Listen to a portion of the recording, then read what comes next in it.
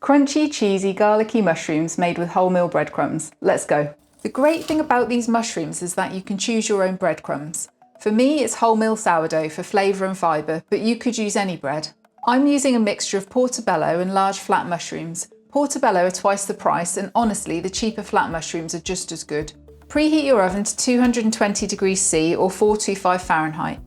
Lightly grease a foil-lined baking tray with olive oil.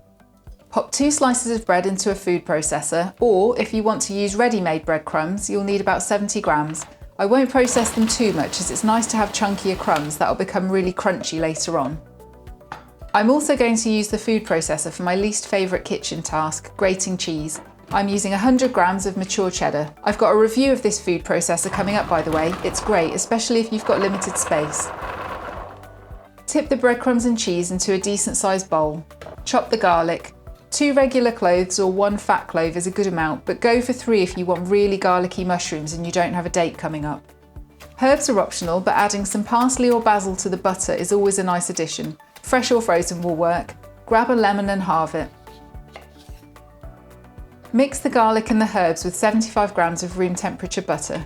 If your butter is fridge cold, like mine often is, pop it into the microwave on defrost for around 10 seconds or so to soften it, but don't melt it entirely. The garlic butter gets sandwiched between the mushrooms and the breadcrumb filling and will only bake for about 15 to 20 minutes, so you'll definitely taste garlic even if you use just 1 clove.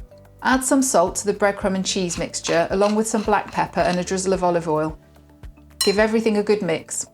Remove the stalks from your mushrooms. You could just give them a trim if you don't want to waste the stalks, but you'll get a better mushroom to filling ratio if you take them out entirely. Otherwise, when you get to the middle, you'll have a bite that's all mushroom and no filling. It's a bite of disappointment. Save the stalks for something else. Spread the butter over the mushrooms. Ideally, they'll have nice deep caps to contain the filling, but sometimes they come flat like this mushroom, and that's fine too. If you wanted to cut down on the butter, you could try 50 grams plus 20 grams of olive oil. Remember that the butter will be spread across 8 mushrooms though, so it's not loads unless you're planning to eat all 8, and even then you'd be getting plenty of veg. Squeeze the lemon over the mushrooms. Lemon wasn't in the original recipe, but I made some Jamie Oliver mushrooms and wow, it's the acid, it gives all the flavours a lift. Now stuff the mushrooms with the cheesy breadcrumb filling. Fill generously without squashing the breadcrumbs down so they'll get nice and crunchy in the oven. But say you only want to cook 4 mushrooms instead of 8. You could still make this amount of filling and put half of it in the freezer so next time the mushrooms are even quicker to make.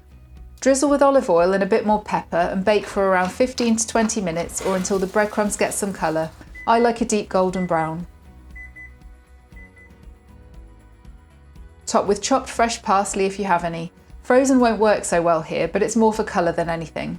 If you have any leftover mushrooms, reheat them in the oven on 220 for about 20 minutes. They taste great reheated, but the garlic will be less pungent after a second bake. This is such a great side dish. I'm a fan of garlic bread, but when it's combined with pizza or pasta, that's a lot of carbs in one go. We love carbs, but Cole has to take way more insulin for double carbs, so these mushrooms are a good alternative. Anyway, all done. I hope you make them and I hope you enjoy them. Thanks for watching and see you soon.